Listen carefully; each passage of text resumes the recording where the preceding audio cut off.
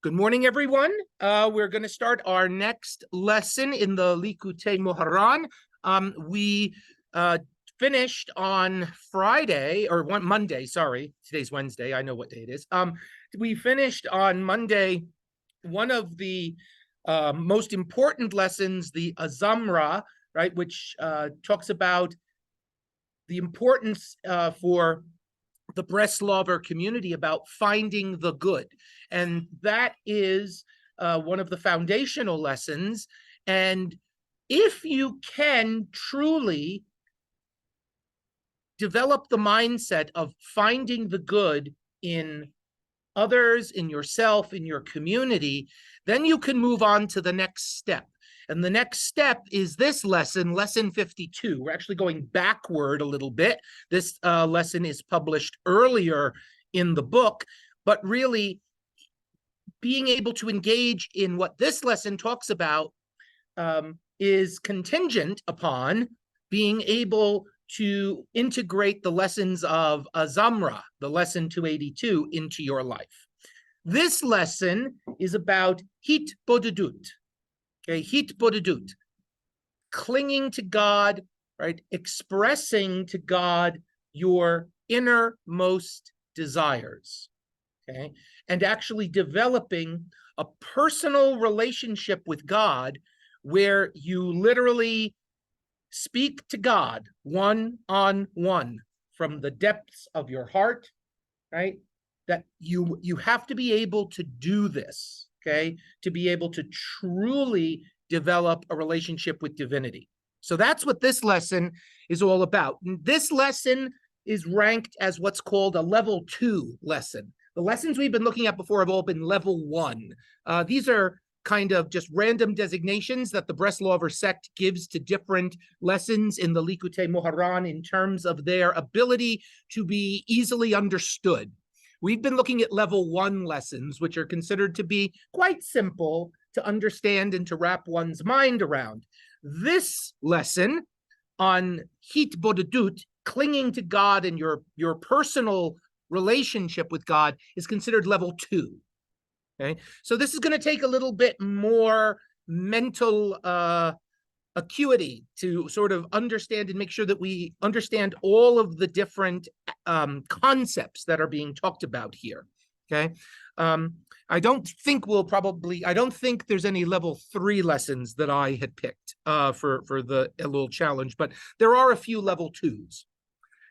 So, like our lesson on finding the good, this lesson also begins with a quote from the Pirkei Avot. Okay, and again, Rabbi Nachman is very clever because he will take these quotes that on their face value supposedly mean X. By the time he's done with it, he'll have us understanding why that might be the face meaning, the simple meaning, but there's a hidden meaning behind some of these verses. All right, so again, going back to Pirkei Avot, the ethics of the ancestors, this is chapter 3, verse 4. Rabbi Chanina, the son of Chaninai, said, okay, Ha ne'or balayla. Okay, so that's the opening words. Ha ne'or balayla. He who stays awake at night and who goes on his way alone and makes room in his heart for empty thoughts, he is liable for his own soul. Okay, now, on its face, the simple meaning of this Mishnah in Pirkei Avot is a warning against traveling on the road at night, okay, and not occupying yourself with Torah study or some type of sacred activity while you are traveling alone at night. That's what this verse is all about on its face. It's simple meaning, right? It says that, right, if you go alone at night and you are not studying Torah, but you're making room in your heart for, hevel, right? Thoughts that are just vanities and, that they're really not, they're not deep, serious thoughts. Well, then you're liable for your own soul, because if you were studying Torah, then you'd have that extra protection and you'd be more focused and you wouldn't have to worry about the problems that occur when you're traveling alone on a dark road at night. Rabbi Nachman is, by the time we're done studying, which will probably be today and on Friday, will turn this verse on its head, because that may be its plain meaning, its pashat, right? The pashut, the simple meaning, but there's a deeper meaning underneath this verse that has to do with your relationship with God and your ability to connect to divinity. So that's at least where he's going to lay us out. This is the verse we're going to be potentially looking at, okay? Now, we're now going to go away from the verse for a while, and we have to set up another concept so that we can delve deeper into this verse. There are heretics who say that the world is a necessary reality, okay? That is translated into Hebrew, right? The Hebrew for that is meyuchav hametziut, okay? Now, that's translated as necessary reality. Meyuchav hametziut, okay? Now, this is wrong, according to Rabbi Nachman. The world is not a necessary reality, right? Based on their evil and erroneous opinions, it seems to them that they have proofs and examples of this, God forbid, from the way the world functions. But in fact, their mouths spew foolishness. For the truth is that the world and all it contains are a contingent reality. Efshari hamitziut. Okay. So now we have to do a little bit of defining of terms. Okay. What is a necessary reality? Okay. So here is the note on that phrase, necessary reality, from the Breslover edition of the Likutei Moharan. So this is a note most likely from Rabbi Noson's understanding of this. So in Hebrew, the term is meyuchav hametziut. This concept traces back to Aristotelian philosophy. So it comes from Aristotle, which views the universe as a necessary effect of the first cause. Believing in this doctrine of the eternity of matter, it also taught that the universe is as eternal as the first cause. This is in direct opposition to the Bible's account of creation, which maintains that God created the temporal universe from nothingness, creation ex nihilo. As explained, it is a basic tenet of Jewish belief that God alone is a meyuchav hamitziut, and that everything else in creation is an aspect of contingent reality, a contingent effect of the first cause. Okay? Basically, if they're saying that something is a necessary reality, it means it has no beginning. It has always been. And if it is a contingent reality, then that means it has come into being because of the necessary reality. It is an effect of the necessary reality, right? So basically, you have in Judaism the idea that God always was, the divine always was. There is nothing that the divine is contingent upon. The divine has just always been. Okay? And everything else, including this world, comes into effect because it is contingent upon the first cause. It is contingent upon the divine. Okay? Now, Aristotle said that because matter cannot be created or destroyed, remember that from physics, right? That it merely changes form, that somehow matter was a necessary reality as well. Hence, the world, which is made out of matter, was also a necessary reality and always has been. This, by Jewish thought, is a heresy. Okay? This is a heresy. Okay? Because the creation was contingent on the divine. And the divine is the only meyuchav hametziut. Everything else is efshari hametziut. Okay. Again, this is a level 2 lesson. So take a moment. Let's let all that sink in. Okay. Because again, you have to understand something about the nature of the divine to understand what we are trying to achieve by clinging to God. That's why we have to set all of this up. Okay. So the first concept we have to understand, as it says, only the Holy One, it must necessarily exist. Only the Holy One must necessarily exist, must have no beginning. However, all the worlds, and that is plural, all the worlds, okay, because he says ha'olamot, okay, all the worlds and all they contain need not necessarily exist. Okay. We need not necessarily exist, although he's going to modify that in a moment. But if you think about how it works, right, how it works, only God must necessarily exist, only the Holy One. Anything else is contingent. It must not necessarily be here. It is contingent upon the Holy One. Okay? God created them, creatio ex nihilo, right? Creation out of nothing. For God had the ability, the power, and the alternative to create them or not create them. Therefore, the world and all it contains are certainly a contingent reality, right? Because God didn't have to create this world.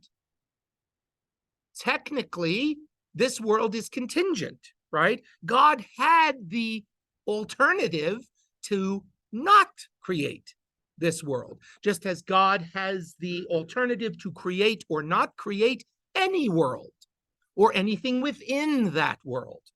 So the fact that this world was created, it was contingent upon the Holy One, who is the necessary reality.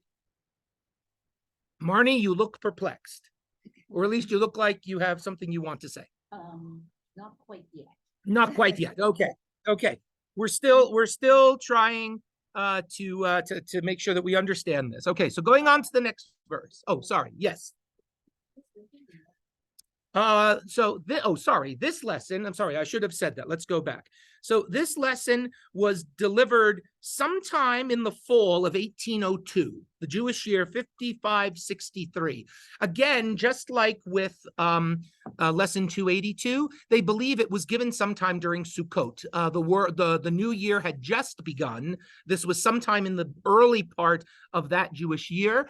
So sometime in the fall, in the high holiday period of 1802, 2 years after the lesson we studied, Zamra, that was 1800, okay? And that they have a specific date for. This, Reb Nosson wasn't completely sure, but it was sometime in probably the high holiday period, 2 years later, 1802.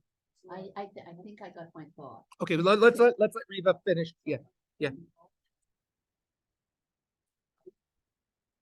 I have no idea, because he does say olamot. He does acknowledge the fact that if God wanted, God could create other worlds. I don't know if we want to extrapolate beyond that, but I think he's acknowledging the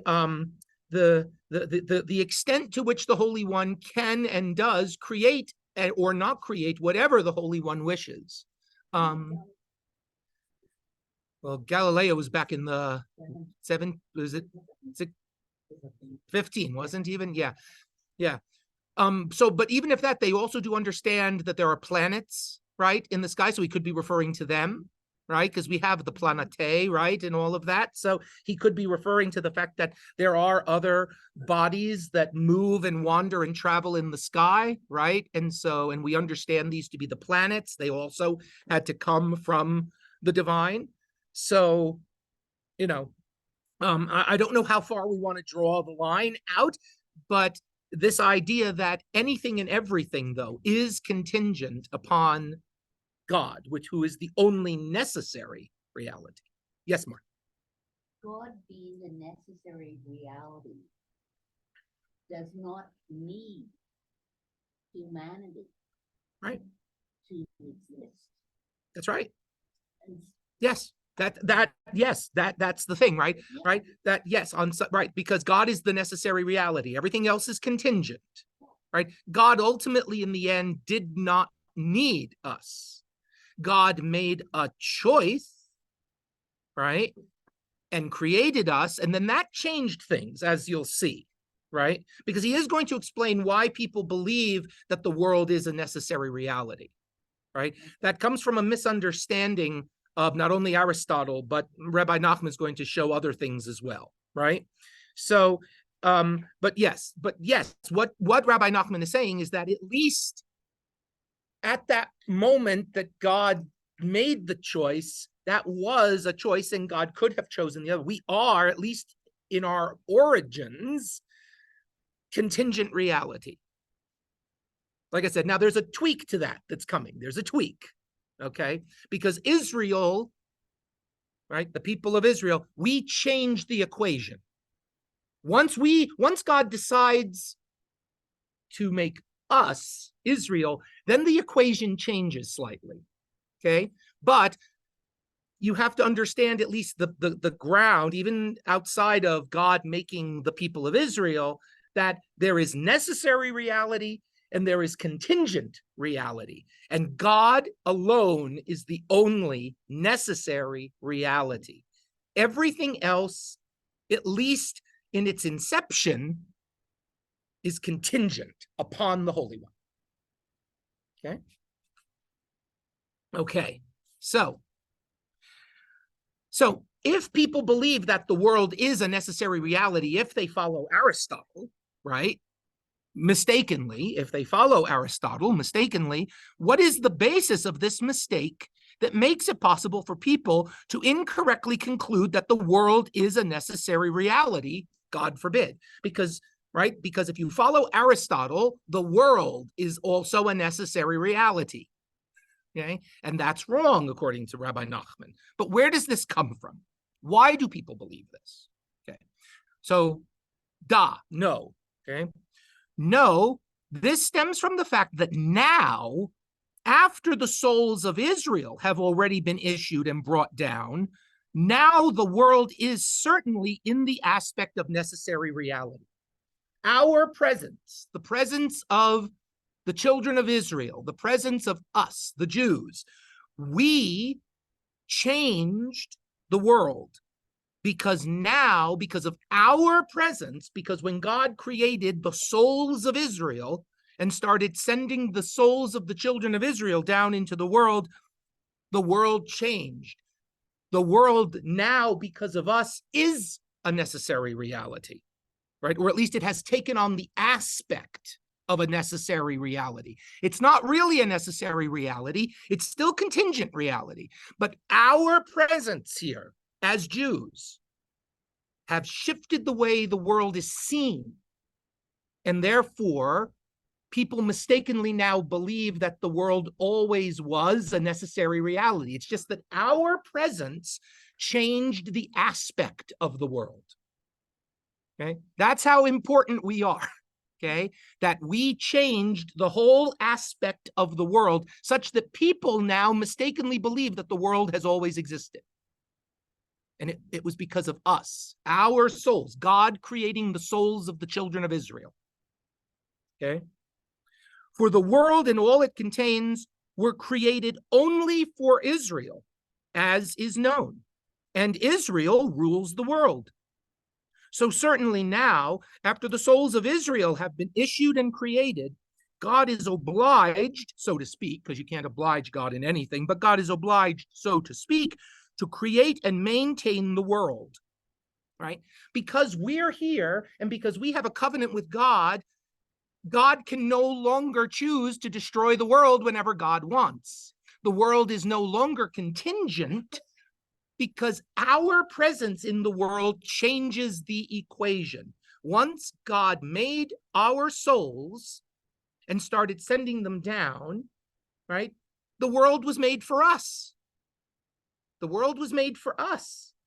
And so now that we exist in the world, and because God made the world for us, that means that now this world is no longer contingent. God has to, for our sake, keep the world going. Okay, God has to create and maintain the world.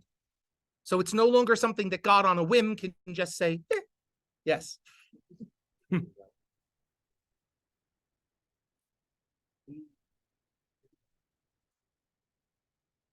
Yes.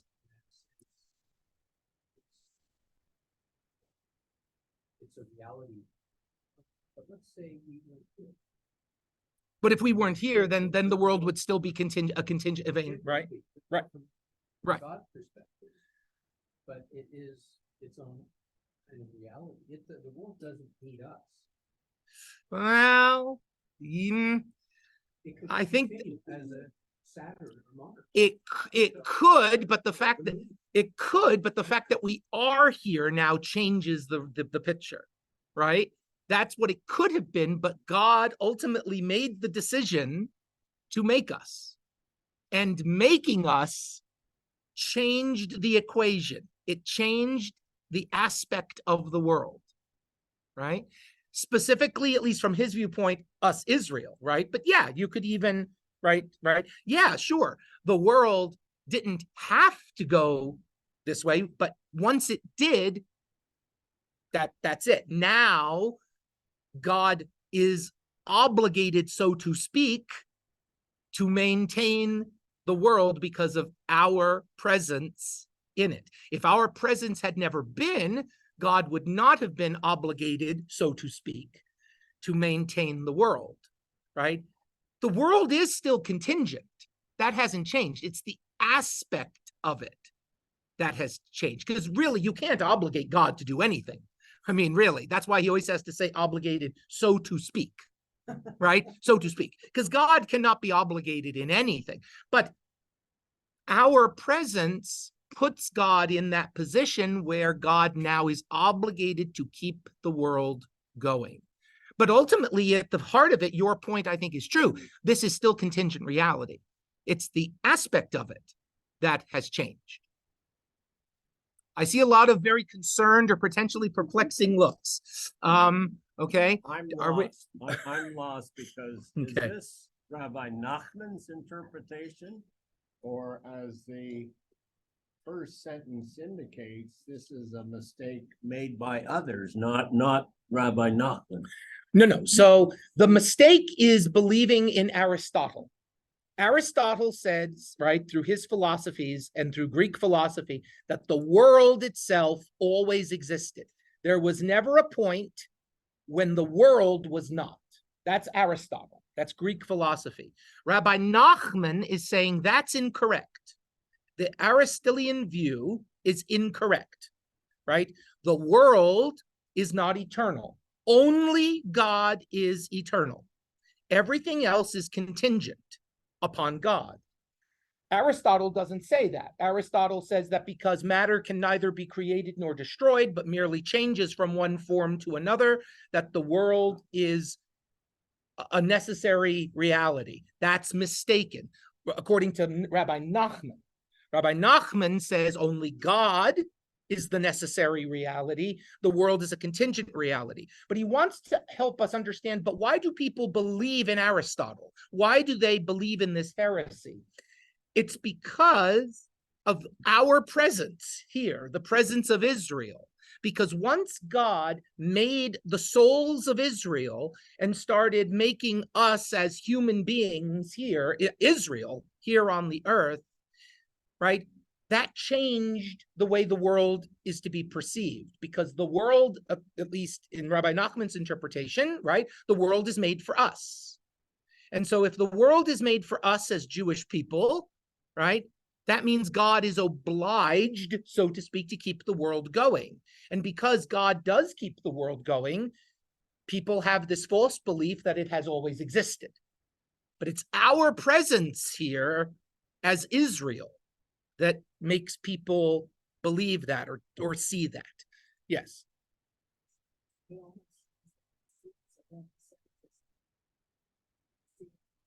saying us, Israel rules the world, the symbolism stays one from jealousy and fear. It's almost like Well, you can read a lot of anti-Semitism, like potentially from others into this, right? Because Rabbi Nachman, right, is really going to town on this idea that if we are the chosen people, right, if God has chosen us to be the exemplars for the world, right, that means we are in some way in a position of superiority, right? And so and the world was made so that we as Jewish people could be in the world to be exemplars to others, to show humanity how to live with God, right? And Rabbi Nachman is very clear about it, right? The Yisrael moshlin ba'olam. Israel governs in the world, right?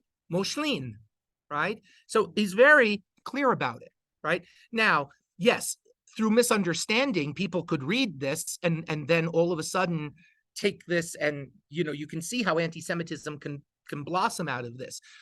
Rabbi Nachman isn't saying that Israel rules in the world such as that we sit on these thrones and, right? We rule in the world because we're supposed to be the exemplars to show everyone else how to live. And because that's our job, and because that's why the world was created for us, right?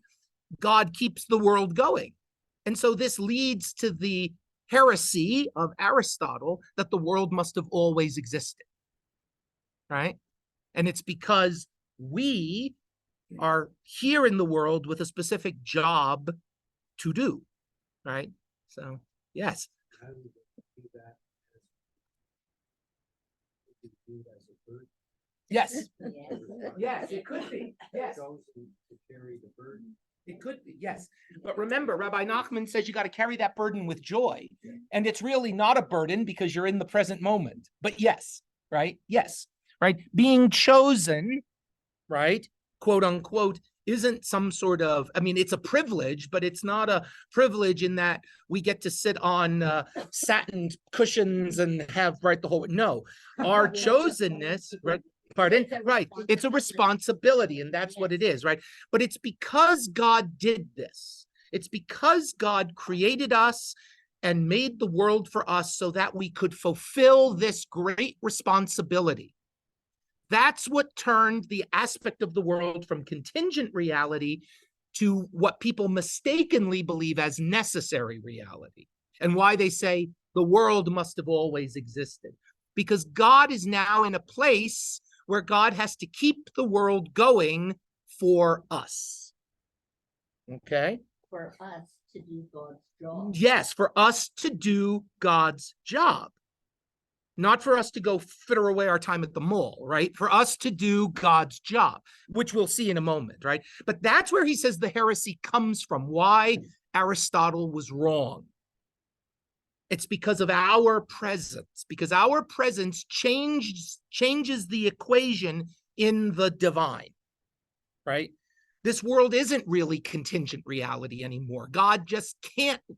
God could, but God is obligated, so to speak, to keep the world going because we have to continue the process of being the exemplars for the world and drawing people close to God and drawing ourselves close to God, okay? But this ultimately is leading to a heresy where people can sort of ignore God and believe that the world has existed forever, when really, we're just contingent, right? We're just contingent, but it's God who has existed forever, okay? Deep thoughts, okay? Deep thoughts, okay? How do we understand the total ramifications of the covenant? We can't understand totally what they are. In some level, probably we can't understand. Our job is to do the covenant. Our job is to be in relationship with divinity. But no, do we ultimately understand the ramifications of all our actions? No. Or in the covenant itself. Right. How do we understand that God meant by the covenant, totally. Well, that's the thing. We're still trying to figure that out. We're still trying to figure that out. Yeah, I would say that's part of our job, to delve deeper and deeper and deeper into the covenant, right? Into our relationship with the divine, to try and determine, as we continue to evolve and understand, right? What are the ramifications of our actions? What are the ramifications of the covenant? What does this mean for the world? Right? We that's something that I think we as Jews, we do, or should be at least trying to think about. Before we go on, any other thoughts, So questions? does that mean it's speculation? What? The covenant?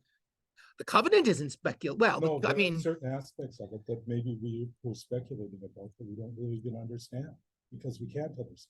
why don't we say we can't understand yet, Totally. or at least yet, Yeah. or totally, yes, Yeah. right? But yes, I mean, but that is something that we do have as part of, I think, our baggage as Jewish people. The fact that ultimately we have possession of the covenant, right? The story of an Avachnai from the Talmud, right? Where we have to decide on the covenant and on what the covenant ultimately means, and right, and we can't rely anymore on voices from heaven, right, or magic tricks or whatever, right? Right. And sometimes we might get it wrong, but it doesn't mean we stop the conversation even if we get it wrong, because ultimately in the story about the oven of Achnai, the majority was wrong, because the voice from heaven said the majority was wrong, but the majority countered God and said, go away, stop it.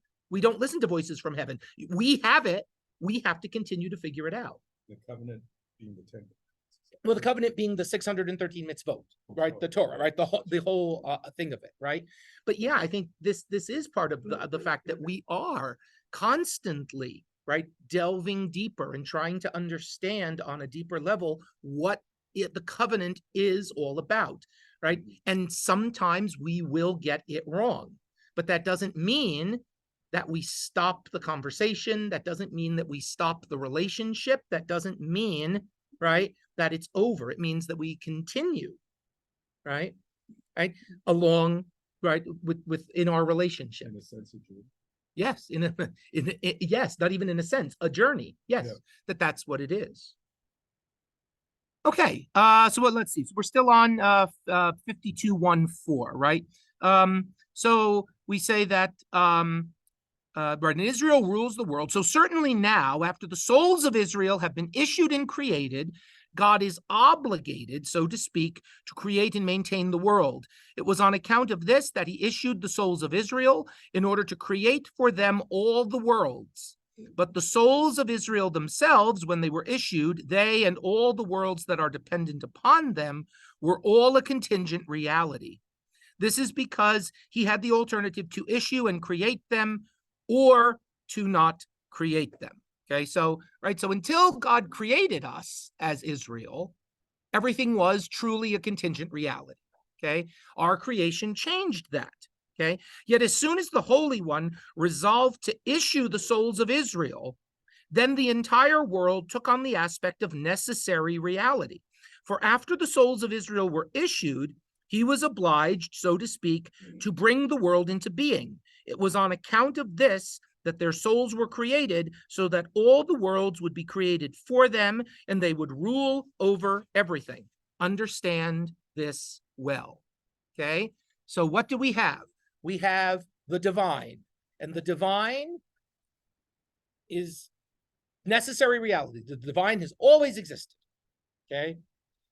And then the divine in heaven starts to create the souls that are going to potentially go down, right, into worlds that may be created. And part of those souls are us, the souls that reside in us, the souls of the children of Israel. Once he creates us, the souls of us, right, then he has to create the world for us to be in. Okay, he has to, because we have a particular destiny, right? So once he creates the souls of Israel, then he has to create the world in which Israel will live out Israel's destiny. Okay, so as a result, even though everything is contingent reality, right? Except for God, it takes on the aspect of necessary reality, because once God committed to us as Israel, making our souls, then we had to have the place where we were going to live out our destiny.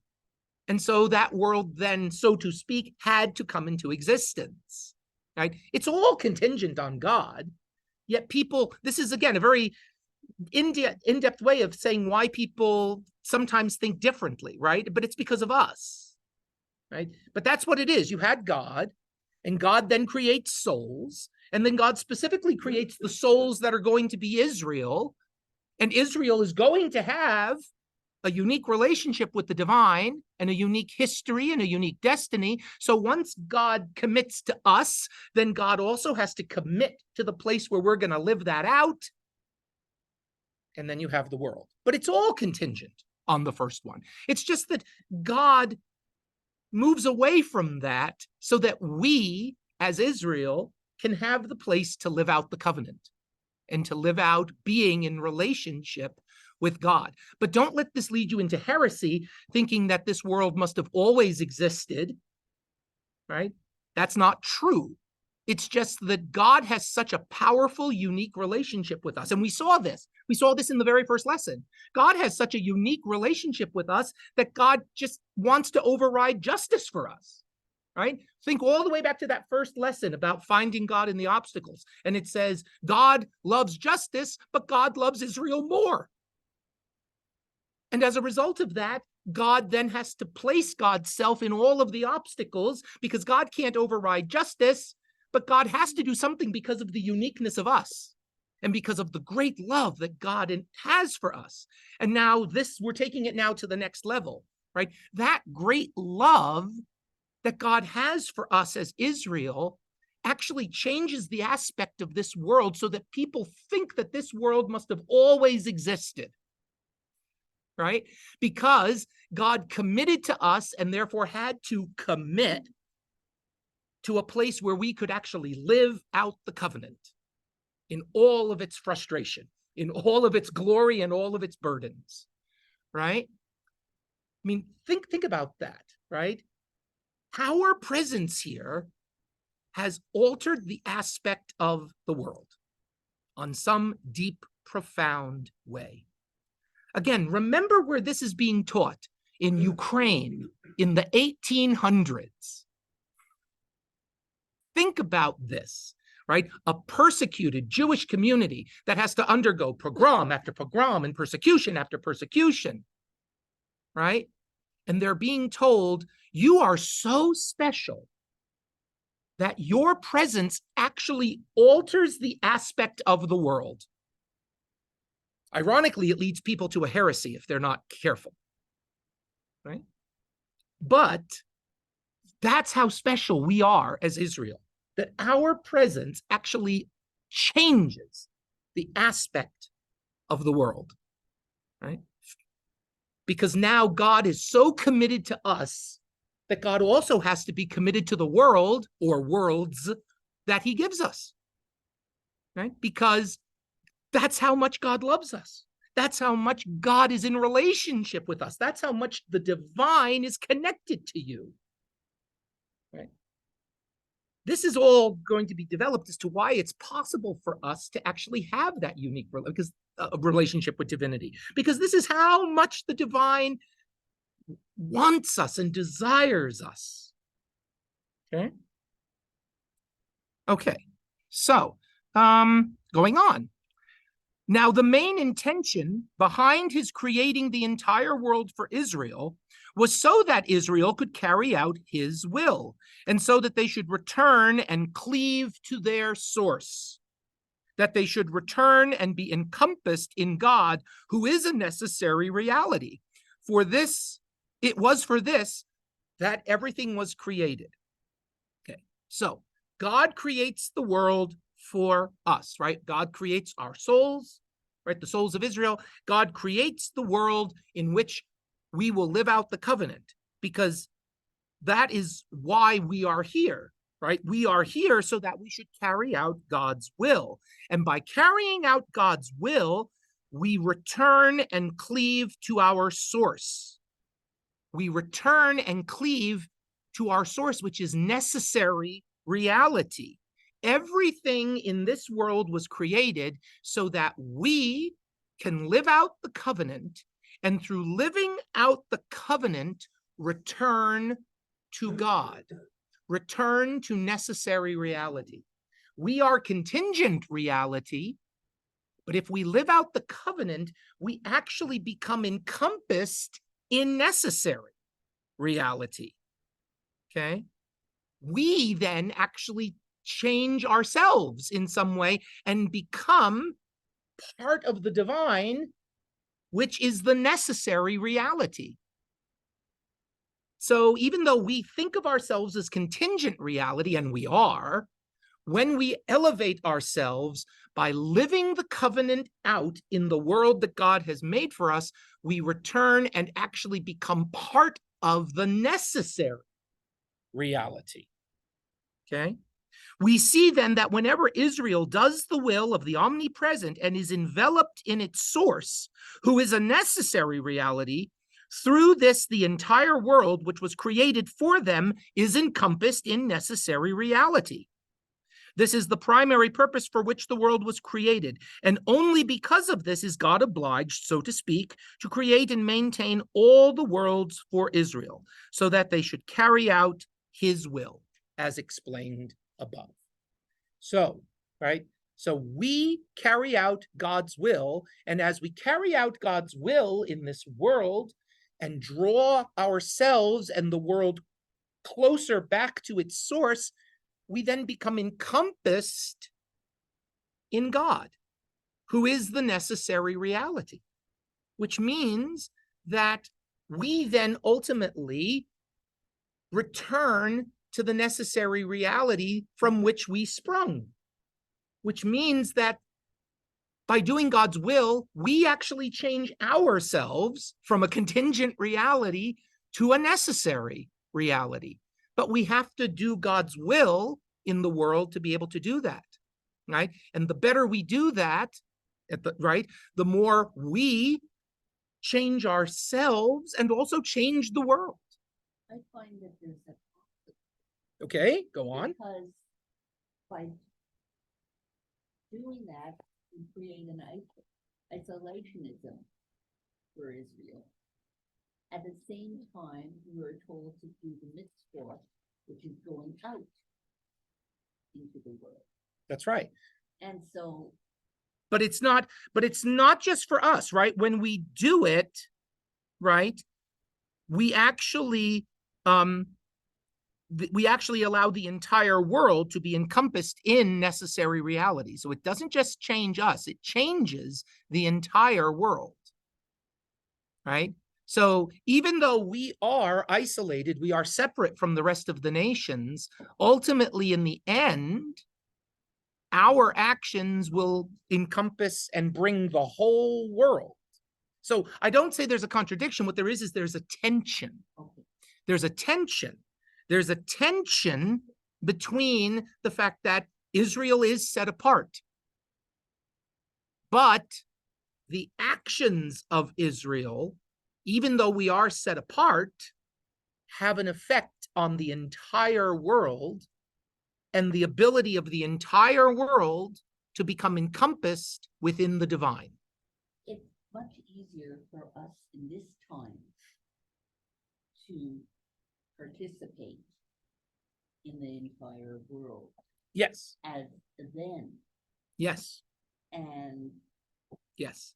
So the tension is, even as we go out and participate in the entire world, we still have to remember our unique mission, right? Now think about this is happening with the Haskalah, right? The Jewish Enlightenment. And Rabbi Nachman is trying very hard to make sure that the Haskalah doesn't take away everyone from being what he would consider to be Torah true Jews, right? Because sure, we have the Jewish Enlightenment and we have all of this becoming more accepted into the world. But even with all this, we have to remember the uniqueness of why we're here. And our uniqueness is so great that even when you're out in the world doing all this other stuff, remember that your existence and your actions are what are ultimately going to bring the whole world back into being encompassed in the divine. Right? So I think that's why I call it a tension, Marnie, as opposed to a contradiction, right? Because I think the lesson for us today is, and I think, Rabbi Nachman, I think maybe I can probably say these words might have escaped his lips. You've forgotten how precious you are. You've forgotten how special you are. You've forgotten the unique place you have in this world. You have forgotten how much the divine loves you. And because of all of that, you've forsaken your mission to actually bring the world into better communion with the divine. So fine, go out and interact in the world. For us today, right? We don't want to return to the ghetto, God forbid, right? We don't ever want to return to the ghetto or anything like that. But think about the fact that when you're out in the world, think about how special you still are as Jews. Think about the mission you still have. That hasn't been negated. And by forsaking the mission, you're actually preventing the world from having a deeper relationship with divinity, right? So ultimately, in the end, as we're going to see as we pick up, because we have 4 minutes for services, right?